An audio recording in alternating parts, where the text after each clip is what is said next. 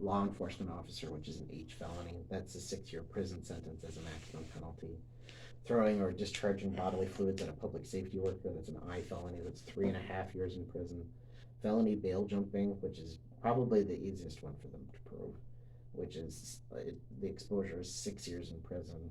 Knowingly violating a domestic abuse or restraining order, that's just a misdemeanor. The remaining are just misdemeanors on there. So, like, in terms of your felony cases, you're also facing significant exposure. And, you know, the ordinarily the types of charges that don't really worry me are, you know, I type felonies. The issue is, you know, a threat to a law enforcement officer is the type of case where a judge might you do have a risk of a judge if you lose a trial sending you to prison for that one. And I know Judge Anderson has done that in the past, but in terms of the offer that you have, the offer is non-felony. Do you have a felony conviction? Yes, I got felony convictions in the past too. I mean, Well, I wanted other cases investigated too, and I know they ain't officers here anymore either. And I wanted to use all these cases, different cases, okay. my videos and whatnot.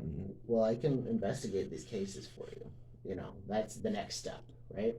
I'm just getting oriented to them. I'm just trying to get a taste for generally what your side of the story is, what you think we'll be able to do at trial, and what you had been working on with your previous attorney. Well, I want you to investigate it, and I want a different agency investigate it with PREA, through PREA or for PREA or whatever, how you say it. What sexual assault are you talking about? I don't want to talk about it. It's supposed to be discreet, and it's supposed to be to prevent and detect. Are you saying that you were a victim of a crime? I'm not absolutely sure of that, but I know there's a lot of hostile acts in this county. Like a chokehold ordinance, you know, Dennis Nelson grabbed my neck and chokehold. Okay. Grabbed my neck and choked me one night when he arrested me because I didn't get up. And he put his hand around my neck, and okay. His relations and whatnot, like family and friends that he's related to people around here, that's why it's the problem gets even worse, you know what I mean? It gets in the way of his job. Okay. There's got to be some kind of ordinance in this county, like, you know what I mean? That's the only way things are going to happen is if you take shit to trial and try to work up some kind of agreement with the judge. Right. With the judge or the district attorney's office? The district attorney's office. Well, it looks like that's what's been happening in your cases.